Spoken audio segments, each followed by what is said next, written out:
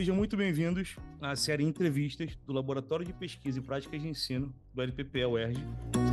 E hoje contamos com a presença da professora Andréia Cristina de Barros Queiroz, historiadora da UFRJ e diretora da Divisão de Memória Institucional do Sistema de Bibliotecas e Informação da UFRJ. E hoje vai conversar com a gente sobre a Comissão da Verdade, como foi todo esse processo de Comissão da Verdade na UFRJ. Professora, seja muito bem-vinda. É um prazer estar falando com a senhora aqui hoje. Queria que você se apresentasse aí para todo mundo que está ouvindo a gente hoje. Muito obrigada pelo convite. Para mim é muito importante também participar, né, não só de divulgar todas as pesquisas que a gente desenvolve, tanto na divisão de memória institucional da UFRJ, quanto na Comissão da Memória e da Verdade. E como historiadora, ao longo da minha formação, eu sempre me dediquei a pesquisar sobre vários impactos, né, referentes à ditadura, ou no que se refere à censura, ou o impacto diretamente dentro das universidades, e mais especificamente na UFRJ, porque a minha relação, meu vínculo institucional. Enfim, além disso, né, eu também gostaria de parabenizar, né, todo esse trabalho, todo esse projeto que o LPPE tem feito. Isso é muito importante, não só por conta de uma efeméride que a gente tem esse ano, dos 60 anos do golpe, mas também combater o negacionismo e mais, né, a atuação diretamente, a relação, né, do que a gente tem, né, primado dentro da universidade, desse elo, né, de ensino, pesquisa e extensão, em que a gente possa trabalhar diretamente com o que a gente produz dentro da universidade e se engajar na educação básica. Então, ao que se destina esse laboratório, que também sou membro, eu acho que é muito importante, tenho certeza que não só a minha fala, mas de outras que virão, também é muito importante para que a gente tenha esse impacto, essa relação com o ensino básico. Perfeito, professora. A gente fica bastante feliz mesmo de estar podendo aqui estar entrevistando a senhora, tendo essa ampla, essa vasta experiência com esse tipo de procedimento que vai acontecer na UERJ em breve. Por mais que sejam instituições diferentes, mas é importante a gente salientar e contar com a experiência também de pessoas que já fizeram parte desse tipo de processo. Então, vou começar perguntando à senhora, qual é a relação da Comissão da Verdade no governo federal com as comissões da verdade nas universidades, tendo tanto na UFRJ quanto a que a senhora conhece pelo Brasil? Bom, primeiro é importante datar, né? E aí, como pontapé inicial, né, e trabalho de casa de historiadora que sou, é importante a gente primeiro contextualizar, né, a criação da própria Comissão Nacional da Verdade. Ela é criada, né, ali num contexto né, do governo, né, Dilma Rousseff. A partir de 2011 começa-se elaborar um projeto para criar uma Comissão Nacional da Verdade, e de fato, né, a gente tem ali implementado ali ao longo, final de 2011 e efetivamente em 2012, concretizando o início dos trabalhos da Comissão Nacional. E é muito importante a gente voltar um pouquinho no tempo, porque para concretizar a comissão e o acesso a uma série de informações e documentos, especialmente, né, do acervo do antigo DOPS, que estão no Arquivo Nacional, primeiro, a Lei de Acesso à Informação. Isso foi primordial, que é anterior à própria criação da Comissão Nacional da Verdade. Então, o acesso, né, a essa documentação, ele foi muito importante a partir da criação dessa lei. Então, a partir né, trilhando assim um caminho, né, tanto na jurisprudência e na relação, né, do campo de atuação do historiador, e aí você vai perceber que quem são os membros dessa comissão é uma equipe multidisciplinar, não só, obviamente, de historiadores, nós temos juristas, cientistas sociais, de uma maneira geral, psicólogos, pessoas que, em seu ofício, né, em seu trabalho, tiveram, de alguma maneira, relações diretamente ou impacto atingidos pelas violações de direitos humanos, civis e políticos durante o período ditatorial. E essa comissão, né, ela tem, né, uma curta duração, uma breve duração, porque as comissões, em sua maioria, né, têm um início, meio e fim, E no que se refere à Comissão Nacional da Verdade, como eu falei, né, a gente tem a projeção dela para 2011, 2012, e ela encerra seus trabalhos em 2015, com um relatório dividido em alguns volumes. Hoje, você pode encontrar esse relatório dentro do Memórias Reveladas, dentro do Arquivo Nacional, né? Está hospedado dentro do site do Arquivo Nacional. E o Arquivo Nacional que detém a guarda dessa documentação. Além disso, né, além dos trabalhos propriamente desses indivíduos na comissão, foram feitas várias oitivas daquelas pessoas que tiveram suas violações, né, foram atingidos diretamente, violações humanas nesse sentido, direito, né, violações de direitos humanos nesse sentido, melhor dizendo, e nesse impacto, além disso, oitivas que se tentou com aqueles que foram, de certa forma, agentes da ditadura. Pouco se conseguiu nesse cenário, porque, além de tudo, a gente tem, né, uma lei de 79, que é a lei de anistia, que faz com que todos os lados desse processo, né, e aí não vamos botar só de um ou outro lado, mas múltiplos lados, né, de vários setores da sociedade que foram envolvidos, todos foram anistiados. Isso faz sempre com que a gente vá pensar na justiça de reparação. Então, o impacto direto, né, primeiro, como resultado da Comissão Nacional da Verdade, primeiro, é a sugestão que outras comissões fossem criadas, comissões estaduais, municipais e institucionais, não só, né, nos espaços propriamente ditos, né, públicos, mas também privados. E aí, nesse sentido, é pensar todo o espaço que foi impactado pela violação de direitos humanos durante as arbitrariedades da ditadura. E aí, nesse sentido, muitas instituições de ensino e pesquisa fizeram levantamento das ações que aconteceram, os impactos da ditadura dentro dessas instituições. E esse levantamento não só se refere àqueles que sofreram, né, diretamente com essa repressão, seja na perseguição política ou expulsão, cassação, né, no que se refere aos espaços, né, de ensino, alunos, de certa forma, professores e técnicos, mas também as relações em que você tem a destruição de espaços públicos, como no caso da UFRJ, que a gente vai pensar a destruição de um prédio que é construído para ser um espaço monumento, né, quando ele é pensado da Faculdade Nacional de Medicina, ou quando, né, um curso inteiro que ocupava o espaço do Museu Nacional de Belas Artes, como é a Escola de Belas Artes, que ocupava esse prédio, né, no centro da cidade, era a Escola de Belas Artes da UFRJ. Todo o seu corpo social foi transferido para a cidade universitária, no prédio, né, que tinha sido recém-inaugurado um pouco tempo antes. E isso faz com que aquelas pessoas que estão sendo deslocadas, elas passem por várias situações de insalubridade, porque esse novo prédio não é preparado para receber essas pessoas. Então, existem vários tipos de violações aos seus corpos, às suas pesquisas, a censura ao que se podia falar, mas também a destruição desses lugares. Então, assim, são infinitas, né, as violações que a gente pode dizer nesse levantamento. Mas, ao mesmo tempo, é entender a participação civil dentro desses espaços, porque em pouquíssimos casos a gente vai ter interventores militares direto dentro dessas instituições.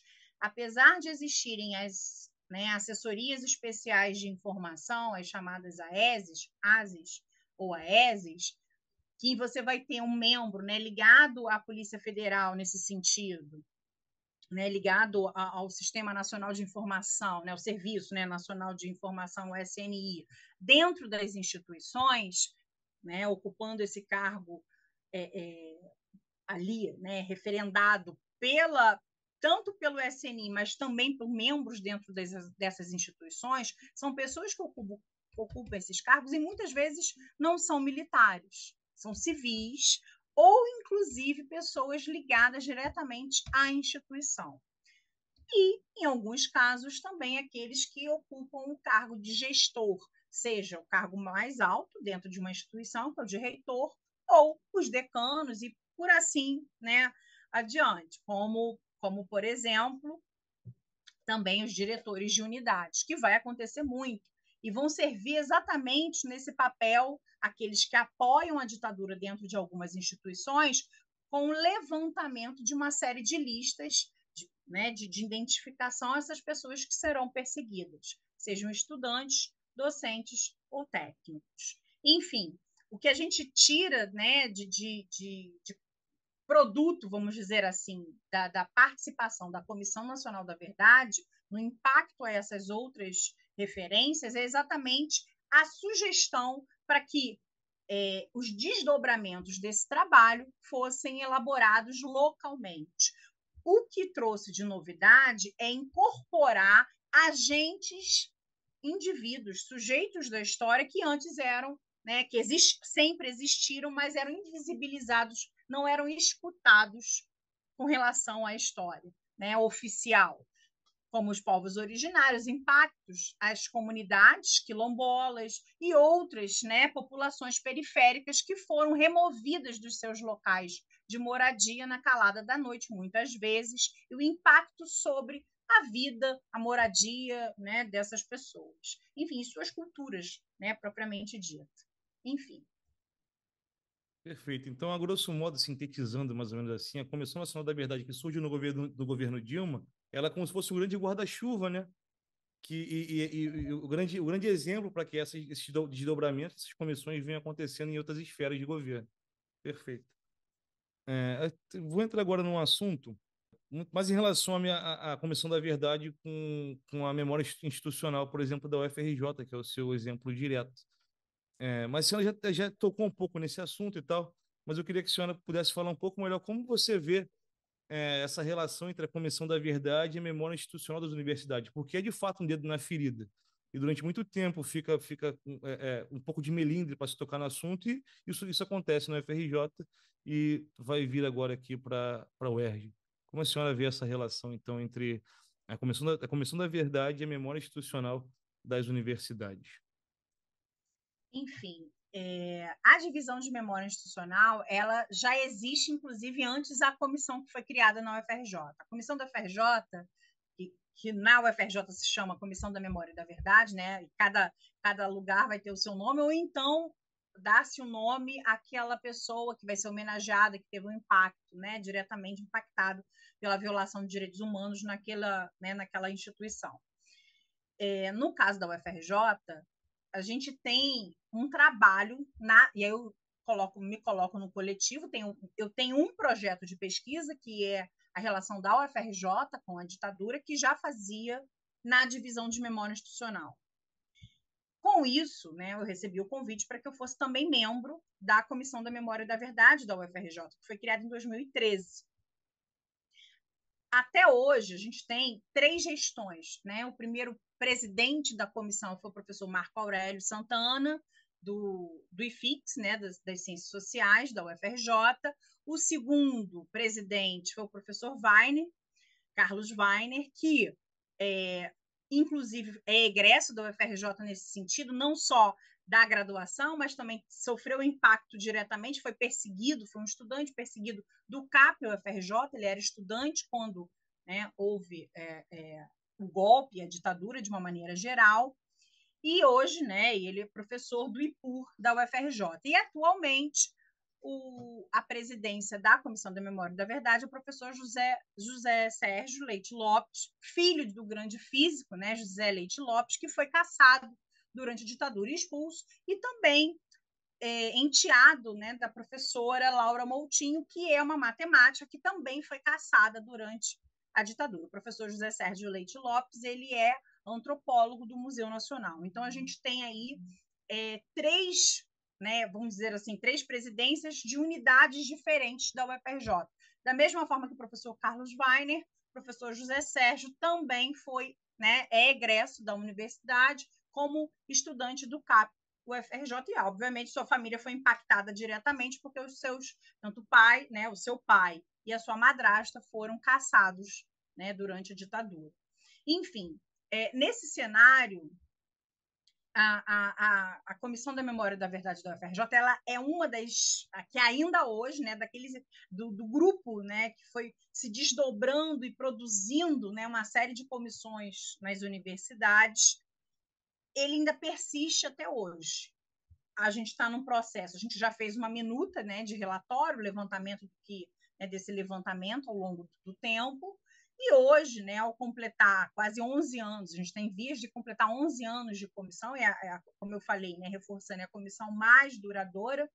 A gente tem aí o compromisso de finalizar com esse relatório, e lembrando, os relatórios das comissões, tanto estaduais, municipais e dessas institucionais, também ficam abrigadas no Memórias Reveladas. As estaduais, obviamente, têm uma ligação direta com suas câmaras legislativas, mas também você tem uma oportunidade de ter acesso a essa documentação no Memórias Reveladas, e da mesma forma que das instituições. E nesse cenário, a atuação tanto se voltando para dentro da instituição, também para fora.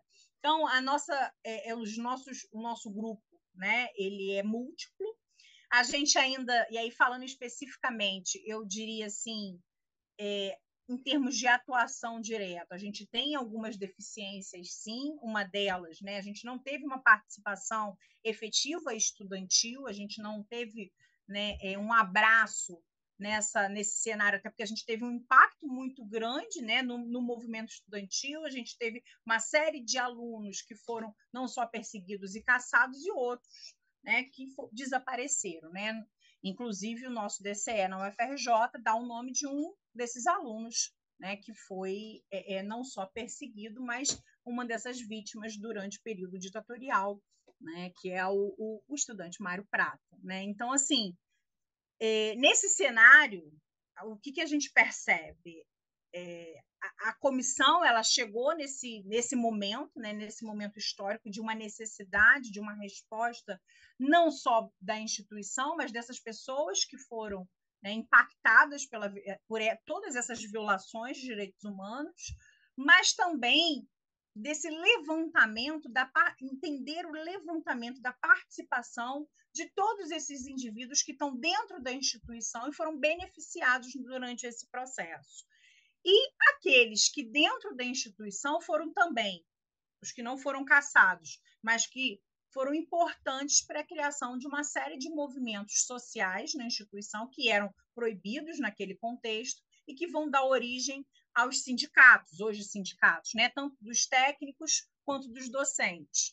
E a associação, né, dos docentes, a ADUFERJ, ela tem um papel primordial, porque ela cria uma lista, né, chamando a atenção da instituição para o retorno dessas pessoas que foram, né, caçadas. Algumas estão no exílio para o retorno, antes mesmo da lei de anistia. Então, em 78, a ADUFERJ ela faz isso, né, que é a Associação de Docentes da UFRJ. Só em 79, pós-lei de anistia, que a UFRJ, e aí, com retorno de muitos desses indivíduos, inclusive ao Brasil, é que ela oficialmente faz essa listagem para reincorporar esses indivíduos à instituição. E qual o papel, outro papel primordial da comissão? É o levantamento, inclusive, né, se a gente for pensar em atos simbólicos de pensar a representação da universidade como uma instituição também política, ao homenagear todos esses agentes da ditadura, como, por exemplo, né, e aí a gente vai fazer a contramão do processo de instituir um doutor honoris causa, e sim retirar esse título, porque a gente percebe na instituição, a partir de pesquisas da Comissão da Memória e da Verdade, que vai ser levada, e lembrando, né, um espaço democrático, a gente não instituiu sozinho, a gente fez o levantamento, isso foi levado para o Conselho Universitário e foi votado, e assim foi retirado, foi cassado, tanto o título do Jarbas Passarinho quanto do Médici, de doutor honoris causa, que receberam justamente num contexto, e aí os usos políticos, né, das suas ações durante as comemorações dos 150 anos de independência do Brasil, que foi feito em 72, e lembrando, a UFRJ ela tem, né, em comum com essa data nacional ela foi criada, ela foi forjada durante um 7 de setembro. Então, em 7 de setembro de 1972, quando você estava comemorando 150 anos da independência no Brasil, você estava comemorando também 75 anos da UFRJ. E aí, nesse contexto, você tem ali uma série... 75 não, desculpa, 72 anos da UFRJ. E aí, nesse sentido, você tem uma produção política dentro de um espaço da universidade. E é até bom, interessante falar sobre isso, porque parece até meio anedótico, mas não é anedótico, porque se reverberou, né, dentro da sociedade, né, que a cidade universitária, ela que fica na Ilha do Fundão, que ela é uma criação da ditadura. E não, ela é uma criação de um outro contexto ditatorial, não da ditadura civil-militar. Ela foi criada, né, durante a ditadura varguista, né? Criada, que eu digo assim, pensada, mas efetivamente a sua constituição, sua pedra fundamental, as primeiras obras só acontecem no segundo governo Vargas, e a inauguração em 53, com o Instituto de Puericultura e Pediatria, e toda uma proposta, né, do sanitarismo de Vargas diante daquele contexto. Lembrando, inclusive, esses pontos são importantes até a gente frisar, né? Esses marcos históricos, no momento, inclusive, que o Ministério da Educação está junto do Ministério da Saúde. E isso é muito importante. A gente passou aí por um grande momento, né, pandêmico, e a importância das pesquisas dentro da universidade nesse cenário, como a educação e a saúde tiveram atrelados, produção de conhecimento, produção de saberes. E aí outro impacto, né, atrelado a isso que a universidade vai sofrer, qual é? A gente tem a censura à produção de pesquisas, a gente tem o esvaziamento do que a gente chama, né, o esvaziamento intelectual, político e social, porque esses cérebros pensantes, não que não houvesse outros, mas esses que estão em pesquisas de vanguarda vão ser expulsos. A gente vai ter a criação de novos institutos? Sim, mas sem esses indivíduos que estão produzindo pesquisa e vão produzir fora do país. E outros não. Outros acabam entrando no ostracismo, né? Acabam sendo esquecidos ou falecem de tanta tristeza porque vão estar longe do seu país, longe da família, e muitos, né, vão se sentir ali numa grande depressão. São, por exemplo, na UFRJ, a gente tem ao todo, hoje, que a gente considera 44 professores cassados, sendo que 2 desses professores não estavam ligados com vínculo institucional à UFRJ, mas tinham uma passagem pela UFRJ. Então, aí nesse cenário, o que a gente tem? A gente tem múltiplos acontecimentos, impactos na vida de várias pessoas que vão impactar também na vida universitária, sejam nas pesquisas, sejam, né, na movimentação de produção de novos conhecimentos, novos saberes, no incentivo a programas de pós-graduação, ou seja, enquanto você tem um incentivo a programas na área tecnológica ou da saúde, em detrimento quase nada, e não vai existir praticamente nas humanidades, nas letras e nas artes. E isso vai impactar diretamente na produção, né, novas produções do conhecimento. A gente tem um depoimento da professora Eulália Lobo, né, nossa primeira doutora em História no país, que vai se voltar para estudos sobre História da América, e ela faz um recorte muito importante quando ela volta do exílio, ela retorna à universidade, ela encontra o que ela chama da biblioteca do IFIX, enclausurada, fechada, sem acesso. E no levantamento que ela faz, ao longo da expulsão dos professores, especificamente, né, ali, hoje é IH, né, Instituto de História, mas naquele momento era o Departamento de História dentro do IFIX, ela tem um levantamento de 69 até esse momento, que é o retorno dos cassados, 81 até 83, só 3 trabalhos monográficos feitos, ou seja, não se produzia monografia, não se quiçá produzir pesquisa.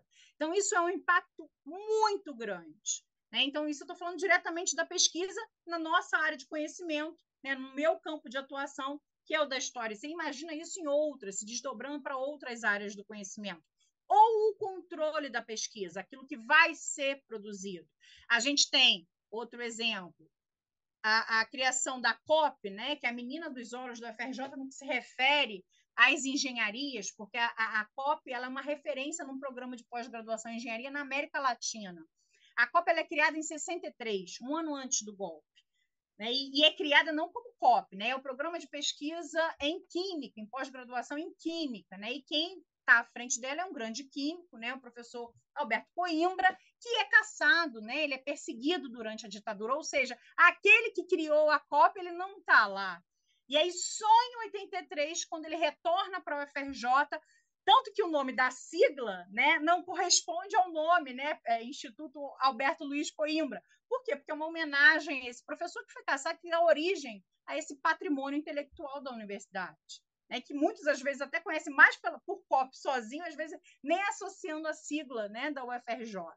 Então, são essas referências, e esse indivíduo que vai produzir, né, e inicia, dá o pontapé inicial para esse programa que vai se tornar de excelência no Brasil e fora do Brasil, ele não está mais ali. Isso vai se reverberar em outras áreas do conhecimento, na física, como eu citei há pouco, né? O professor José Leite Lopes, ele é uma referência mundial. E quando ele retorna, ele não retorna para a FRJ, ele vai para o CBPF, que é ali até, inclusive, coladinho, né, ao campus da Praia Vermelha, na UFRJ. Então, ainda acontece isso, alguns professores nem retornam para a UFRJ. Então, a gente tem cassação dos professores, a censura à pesquisa, a diminuição da produção de pesquisa, censura ao que vai ser lido dentro das bibliotecas. A censura começa anterior, porque você tem uma censura às editoras, depois aquilo que já está na biblioteca você censura, e você não tem um acesso livre às bibliotecas. Né? Você fecha a biblioteca e passa-se, né, por feito um escaninho, um espaço, como você vai buscar uma comida, alguma coisa assim, e você não tem acesso às prateleiras. Porque no momento em que você tem a circulação livre entre os livros, você descobre novos saberes. Até livros que você não conhecia, você está ali, se você se permite a conhecer novos autores. Para além daquilo que você tem dos saberes tradicionais em sala de aula. Enfim, então, são espaços que são controlados, vigiados, e a grande punição, que é exatamente a expulsão máxima da universidade, e com a lei, né, de 69.477, porque vem após o AI-5, ela é muito importante, porque faz com que todos esses indivíduos não possam retornar para as instituições. Eu acho que é mais ou menos isso. Acho que eu falei bastante nesse cenário. Ainda faltou falar mais alguma coisa? Não, não, perfeito. Até porque minha próxima pergunta já vai aproveitar esse gancho que a senhora deixou. Porque, como você disse, além da comissão vir para poder tentar reparar, ter esse caráter reparador dessas pessoas que tiveram, por exemplo, as suas vozes caladas, enfim, não foram permitidas que voltassem para os seus locais de trabalho que dedicaram tanto tempo à vida. E a senhora deu, por exemplo, o exemplo aí da retirada do título do Jarbas Passarinho e do Médici como título de honoris causa, não é isso? Foi. Então, aproveitando todo esse balaio, eu gostaria que a senhora falasse, então elencasse, pudesse, a senhora lembra de cabeça assim mesmo, exemplos dessas reparações, para a gente ter mesmo uma dimensão prática do que a comissão na UFRJ conseguiu realizar. Que é legal também para a gente conseguir dimensionar e visualizar um pouco isso aí. Eu acho bacana a senhora falar sobre. Então, a gente tem um caso exemplar mesmo, né, que é o Jaime Santiago, um aluno, né, da história de 73. Ele é cassado já na lei, né, 477, que a gente conhece como o AI-5 das universidades, né, e popularmente. Então, com isso, ele é cassado, ele não pode retornar. No momento em que ele é cassado, impactado por essa lei, e ele não pode retornar, oficialmente para a universidade é como se fosse um abandono, não entra como cassado, é um abandono do curso. Né? E ele vai levar uma vida clandestina, está dentro, né, da movimentação estudantil, ele vai participar de uma série de ações, né, da luta armada, de certa forma. E quando a anistia, o retorno, né, dele para a vida pública, né, porque ele vai ser clandestino durante muito tempo, então o que isso impacta na vida dos indivíduos? Eles perdem sua identidade, né? Quando ele recupera a sua identidade, ele tenta recuperar também aquele tempo, né, de estudo, voltar para a instituição que ele queria se formar.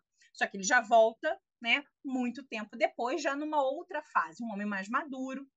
E quando ele tenta a primeira vez retornar para a universidade, em 93, antes de todo, inclusive, né, e a gente está ali num contexto, né, neoliberal, inclusive, no governo federal, né? Então, assim, e ainda, assim, a gente pode até dizer, né, que a Comissão dos Mortos, né, e Desaparecidos, ela foi instaurada nesse contexto, né? Lembrando que é do governo Fernando Henrique Cardoso, né, a comissão, e é o importante a gente. Mas no que se refere às instituições, a gente ainda não tinha tido, né, uma ferramenta jurídica para que esses indivíduos que vão ser enquadrados na Lei 477 pudessem retornar. A gente vai ter alguns casos aí que vão acontecer, né, que aí precisam ser estudados, porque são os meandros também políticos, das relações políticas que algumas pessoas que já têm uma notória participação política, como é que elas conseguem adentrar as instituições, que isso vai acontecer. Mas, em via de regra, a maior parte dos estudantes não consegue retornar para instituições como os professores conseguiram, né? Por uma ação política da instituição de recuperar essas cabeças pensantes.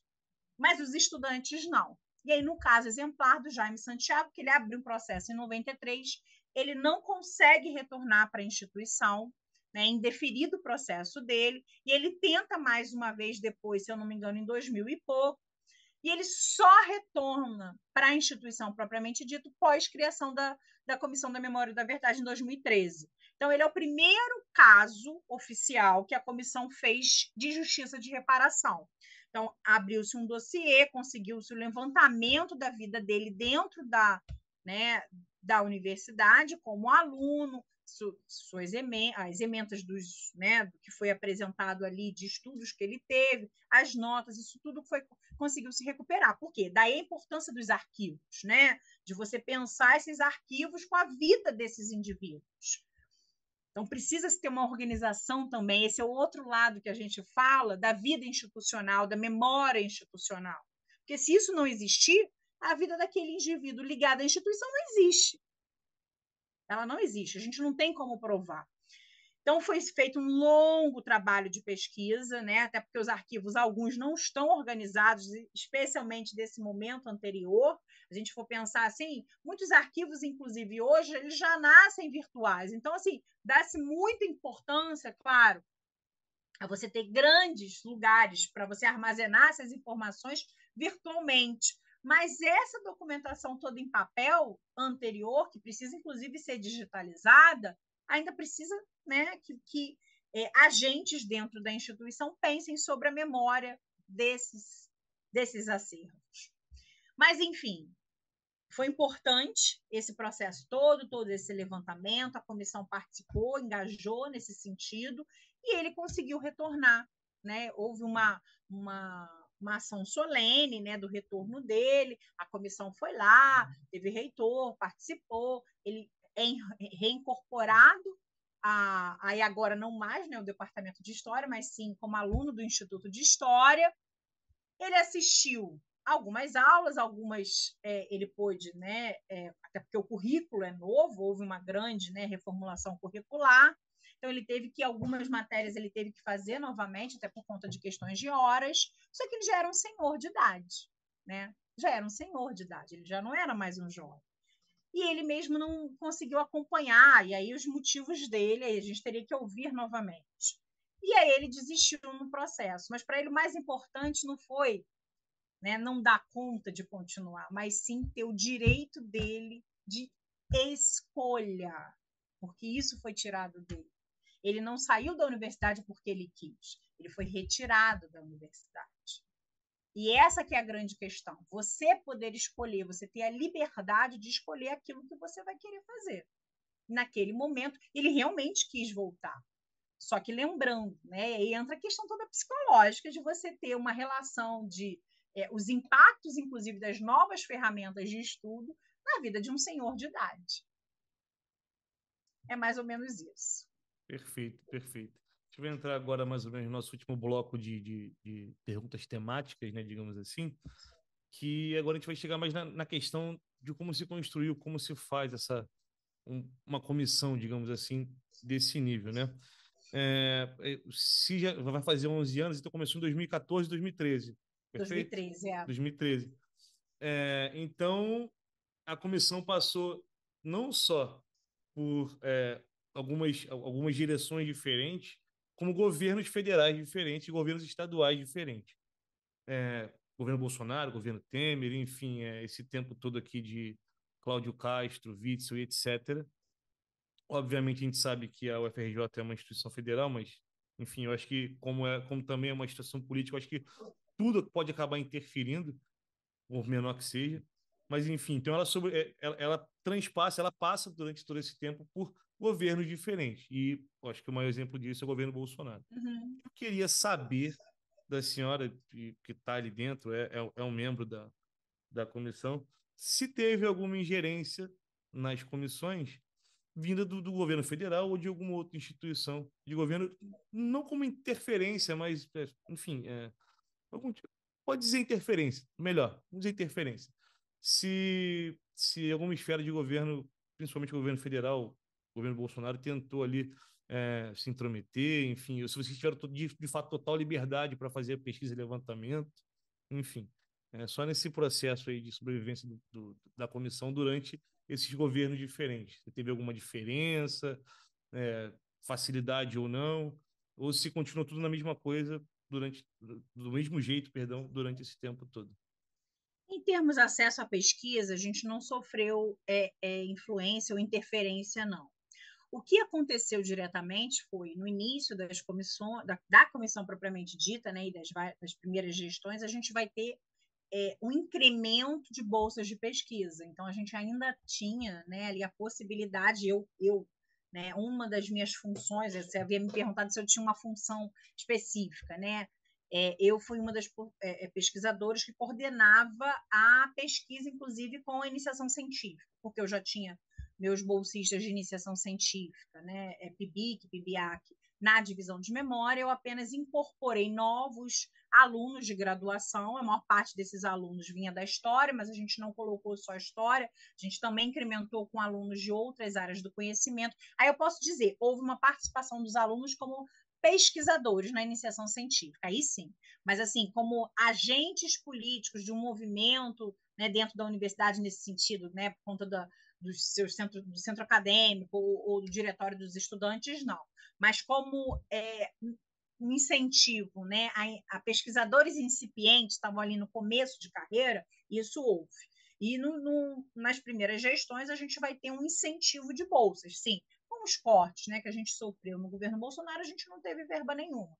E aí realmente foi graças ao trabalho dos vários pesquisadores, aí a partir das suas bolsas individuais, conseguiram se desdobrar para que a gente mantivesse um aqui, outro acolá, ou outros voluntários mesmo, porque tinham uma familiaridade com o tema, gostavam e sentiam, né, que ali seria importante para a sua carreira acadêmica e se engajaram voluntariamente a essas pesquisas. Então, assim, o que a gente pode dizer que impacto propriamente dito, que isso aconteceu, né, durante o governo Bolsonaro,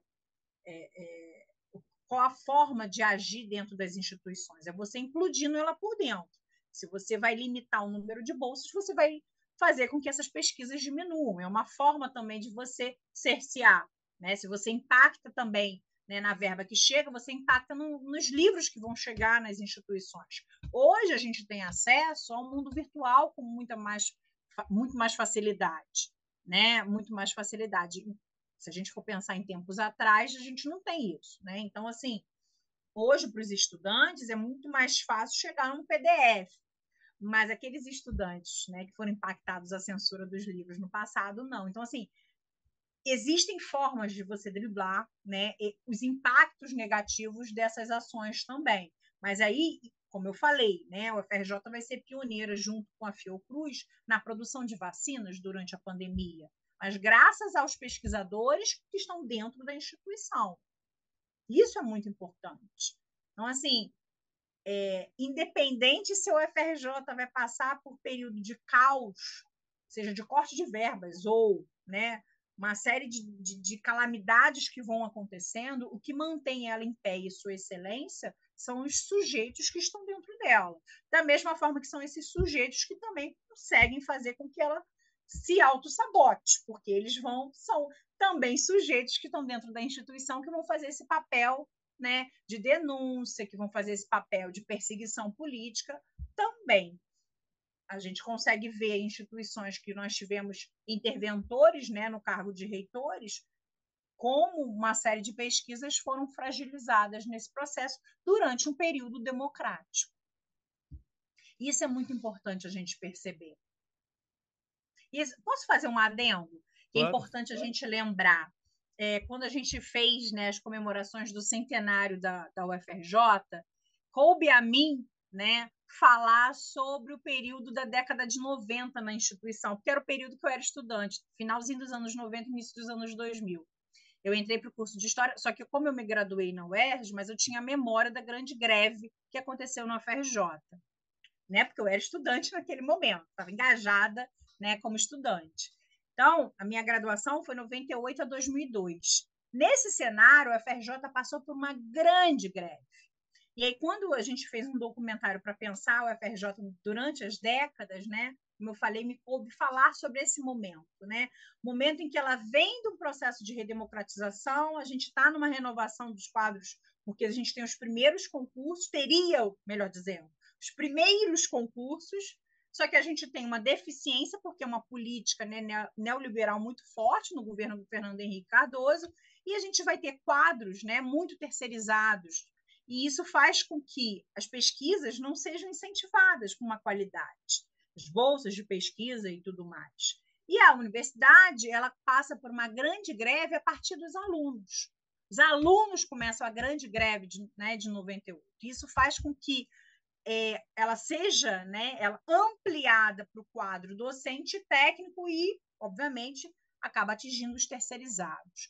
A greve, né, ela vai se perdurar durante muitos dias, melhor dizendo, muitos meses, e vai ter uma greve de ação em que os estudantes estão acampados no hall da reitoria. E eles ficam ali, eles vivem ali durante muitos meses.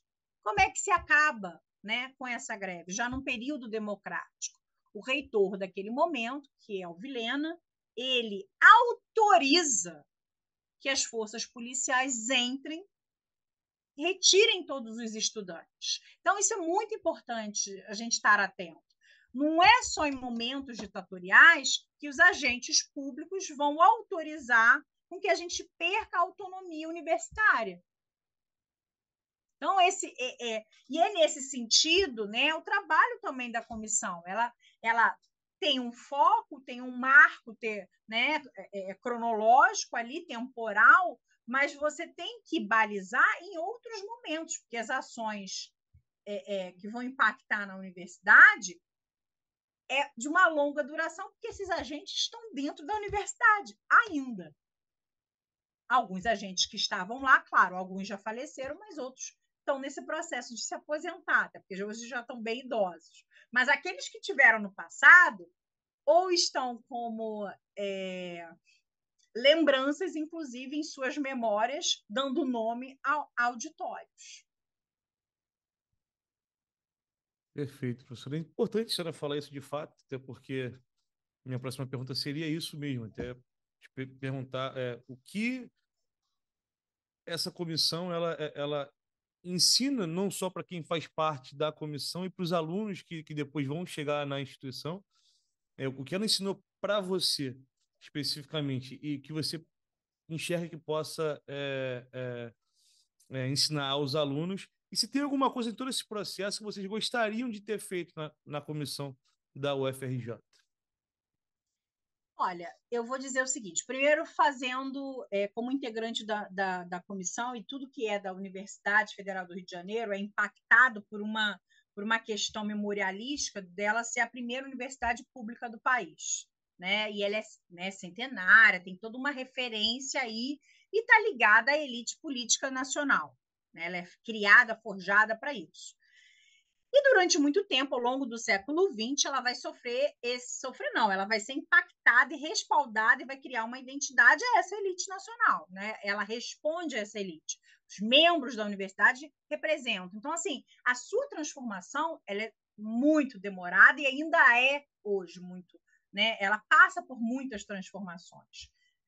E aí, respaldada em seu marco, né, histórico de uma universidade forjada para a elite, por membros da elite, totalmente fragmentada e muitas vezes que não dialoga entre si, a sua formação também, né? E aí eu vou tocar o dedo na ferida, né? A sua formação inicial, né? E aí sem ser né, indelicada com os membros, mas assim, já sendo, né? Porque é de certa forma, porque ali são meus pares, meus colegas e tudo mais, mas até que ponto vão entender como pares? Porque a gente tem, né, uma formação inicial muito da inteligência da universidade. Quem está à frente num primeiro momento são homens brancos, cis, a maior parte deles, que estão ali, né, representando os núcleos, né, importantes da universidade, e quase todos eles docentes. Então, a gente vai ver membros técnicos, uns 3 assim. Enfim, isso faz com que a gente pense da importância, se a gente quer uma comissão que seja plural, diversa, que ela comece desde o seu início assim. Então, a FRJ, ela traduz, né, como uma representação desses membros, o que é a universidade ao longo desse século. Ela se transformou, não à toa que depois nós fomos incorporando, né, os movimentos sociais dentro da... Nós, que eu digo no plural, porque hoje eu estou lá, mas eu, no primeiro momento, não estava, na primeira gestão, eu não estava. Né? E eu posso dizer que assim, esse convite, né, para eu fazer parte veio de que forma? Porque eu já produzia e eu mesma me coloquei à disposição. Então, assim, foi meio que um convite, né, forçado de, olha, eu também estou produzindo e é importante que eu faça parte, né? Eu gostaria de fazer parte. Livre e espontânea pressão, né, professora? Porque o que eu estou produzindo aqui vai dialogar com o que vocês estão produzindo, para não adianta você vai começar do zero, se já tem algo aqui já produzido, vocês, né, podem dialogar diretamente com o que já foi feito. Então, assim, como resultado, né, o que eu posso dizer? A gente aprendeu na prática, foi trazendo a diversidade ainda acontecendo, e por isso que ela se perdura, porque a gente ainda está acertando, né, aparando as arestas e produzindo. E eu digo assim com muito orgulho, né, de certa forma, porque não produzi diretamente, até porque eu não tenho, né, minha expertise técnica a produção de documentários, mas de certa forma parte da pesquisa que eu desenvolvi, né, impactou diretamente nos documentários que nós fizemos lá, e num coletivo mesmo, porque assim, tudo que é fruto da comissão, ela é coletiva, né? Não é dos indivíduos, é coletividade, é você pensar numa coletividade. Então, o produto principal do que a gente trouxe não é só fazer toda essa justiça de reparação, mas é esse retorno para a sociedade, especialmente para o ensino básico, para combater esses negacionismos. E aí a série de documentários que a gente intitulou de Incontáveis, porque são incontáveis o número de pessoas que foram, né, vítimas desse processo, nesse sentido da gente não conseguir, né, ter exatidão desse número, né, de são inúmeras pessoas, mas também nesse sentido de não ter nomes, né, são incontáveis esses nomes.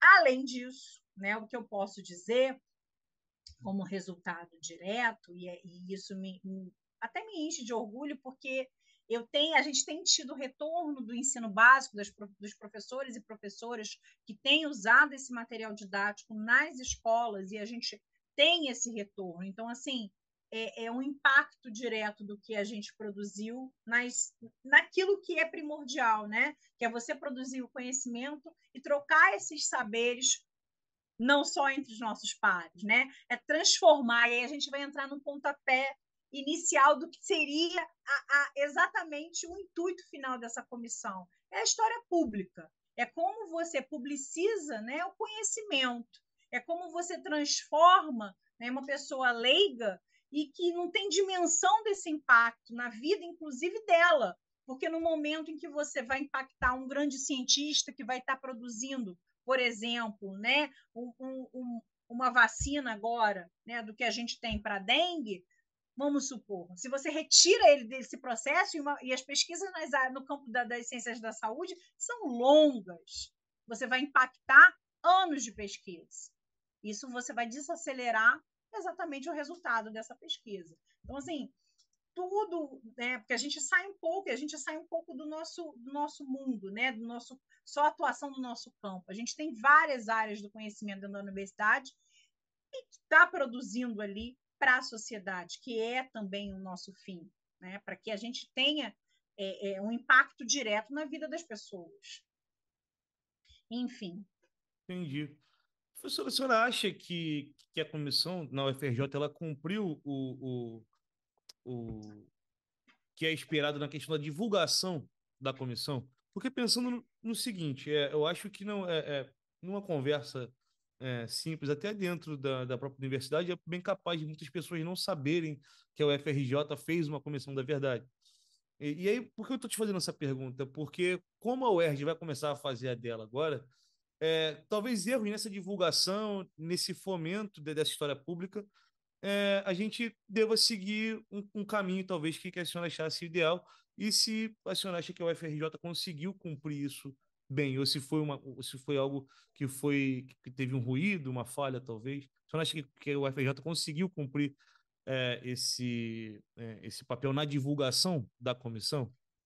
Então, uma inovação que a gente teve, que a gente não fez lá no início, que foi importante, primeiro ponto, é o cuidado com as redes sociais. Primeiro ponto, né? A gente está num mundo moderno, pós-moderno e ultramoderno, seja lá qual for o adjetivo que a gente vai colocar, em que as tecnologias da informação, elas são literalmente fugazes. Então, a gente precisa estar o tempo todo antenado com o que está sendo produzido e como ter acesso a essas informações de forma, né, em que a gente transforme essa informação para leigos, mas que tenha uma cientificidade. É o ponto 1.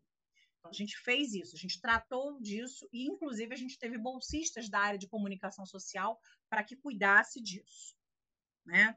Isso foi muito importante, mas não só isso. Qual foi o outro elo importante com a sociedade? A gente trouxe para dentro os coletivos de ação direto, engajados da ditadura, né, que foram vítimas, né, da ditadura.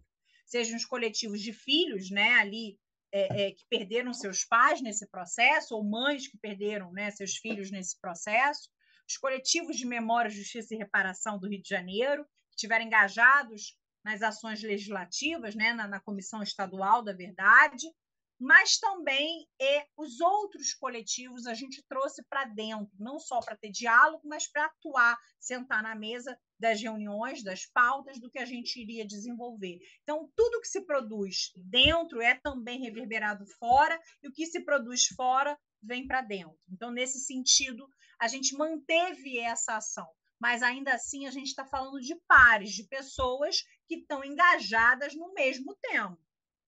Como atingir, né, a ação mais imediata para além disso? E aí a educação básica, que aí foi o outro, né? Então, o pontapé inicial é cuidar das redes, depois os coletivos e depois a educação básica. Se a gente conseguiu com êxito desenvolver, eu não posso te responder isso. Só com o tempo a gente vai poder ter essa dimensão. Mas ainda assim, dentro da universidade, aí te respondendo também, é óbvio que tem pessoas que desconhecem a Comissão da Memória e da Verdade, como tem aqueles que conseguiram entrar na universidade pela porta dos fundos, sem concurso público, durante o período da ditadura e vão se vangloriar do período da ditadura. E não querem nem tomar conhecimento do que é a Comissão da Memória e da Verdade. Então, assim, são os impactos na vida daquelas pessoas também. E vão ter, eu conheço algumas pessoas que são pessoas com pouca instrução, que apesar de eu sempre friso isso, né? A gente vai receber agora, terça-feira, os novos servidores na universidade, sejam docentes ou técnicos. A gente faz um programa de acolhimento e eu sou responsável por fazer a história da UFRJ e falar sobre a UFRJ no tempo, né? E o nosso acervo memorialístico. E uma das primeiras coisas que eu falo é o seguinte: não importa onde você está atuando na universidade, qualquer agente dentro da universidade é um servidor público da educação. Todos vocês têm obrigação com a educação e que ela seja continuada, inclusive na vida de vocês. Então, é um compromisso. Mas todos esses que vão chegando pós-década de 80, com os primeiros concursos públicos, passam por essa renovação e até a instituição é renovada nesse sentido. Mas esses mais antigos, não. Eles têm uma visão de gratidão da oportunidade de emprego que eles tiveram naquele contexto. E vão ser submissos a tudo isso. E é muito difícil você mudar uma cultura política nesse sentido, porque eles foram beneficiados nesse processo. Perfeito, professora. A gente está se caminhando já para nossa reta final aqui de entrevista. E aí eu faço uma pergunta pessoal para a senhora, que a senhora me respondesse também de maneira pessoal. E, de novo, além de ser de professora, de ser membro da comissão, também como cidadã. Se você acha que a comissão na UFRJ, ela ela cumpriu a totalidade do seu papel social. Você acha que ficou faltando alguma coisa? Assim, ó, estou satisfeita. A comissão está caminhando para o seu final. Eu acho que é um encerramento justo.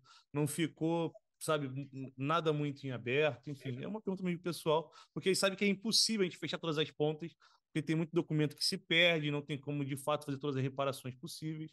E minha pergunta é nesse sentido, que mesmo com todas as dificuldades, a comissão se encaminhando para o seu final, você acha que, olha, tá justo não, sim, tá, eu consigo aceitar esse fim de ciclo, digamos assim. Eu diria que é uma necessidade, até porque as pessoas se cansam também, né? É uma rotina muito intensa, porque você, além dos seus trabalhos, né, você desenvolve seus trabalhos ligados à sua pesquisa propriamente dita, aos seus vínculos institucionais, a comissão é um plus. Você se dedicar à comissão, você está ali, claro, você ganha visibilidade na instituição com aquilo que você está produzindo, mas em termos, né,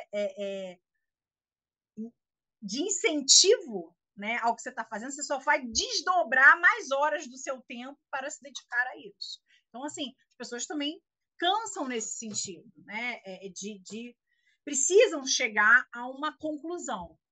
É claro que a gente vai deixar algumas pontas soltas. É óbvio, porque a gente não dá conta do processo todo, até porque existem algumas lacunas. Um ponto, né, que eu posso dizer por mim, né, quando a gente chegar lá, entregar, né, o trabalho, olha, a gente foi esse trabalho aqui que foi realizado a muitas mãos e em diferentes gestões. Eu posso dizer que o que foi, né, que me incumbiram de fazer e eu tive que entregar, eu tentei fazer da melhor forma possível. O êxito sobre isso, eu digo, ainda vai ter desdobramentos, porque aquilo que eu faço para a comissão, eu também faço, porque eu estou ligada à divisão de memória institucional. Então, por exemplo, todo esse trabalho que eu estou tendo, né, de história oral, de fazer as entrevistas com aqueles que foram impactados durante a ditadura, ou sobre, né, a memória desses indivíduos, eu ainda continuarei fazendo, porque não vai acabar agora. Não é porque o relatório foi entregue que as entrevistas terminaram. Então, é um desdobramento. A gente vai ter lá o resultado naquele relatório, aquele relatório datado daquele momento. Os desdobramentos disso, dessas arestas, eu vou continuar estudando, seja lá, né, tempo que for que me permitirem viver para que eu faça essa pesquisa. Então, assim, eu posso responder por mim. Eu não posso responder por todas as outras pessoas que também se engajaram dentro da comissão. E aí, nesse sentido, assim, a gente vai entregar uma série de resultados, mas que ainda assim, como eu falei, a universidade ela é imensa, ela é fragmentada ainda hoje, desde a sua formação, e essa é eu diria que é um argumento que eu defendo, né, dentro da hipótese, né, da sua relação com as elites políticas no país. Ela se transformou, sim, mas ainda assim é um jogo político muito forte, né? Dessas relações de poder dentro da instituição, que vão ocupar não só os cargos de gestão, mas também da presidência dessas, não só dessa comissão, mas de todas as outras comissões dentro da universidade. Isso faz com que alguns trabalhos, que aí é o ponto, que eu diria, né? Que é o cuidado que a UERJ vai ter que ter. Até que ponto as relações políticas vão interferir diretamente no que se você quer de resultado para uma ideia de uma comissão, que é a memória, justiça e reparação.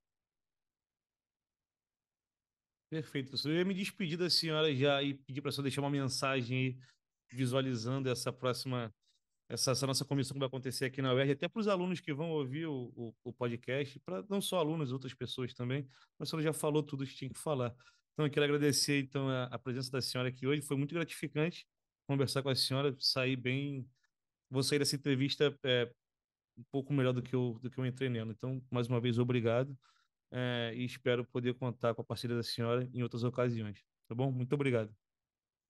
Muito obrigada. Eu diria, como qualquer, né, impacto sobre a educação, né, eu acho que o mais importante é que a gente seja afetado, que a gente se afete, porque isso é primordial, né? Não só ser afetuoso e ter o afeto, mas que toda a nossa fala vai afetar alguém e a gente vai ser afetado por ela.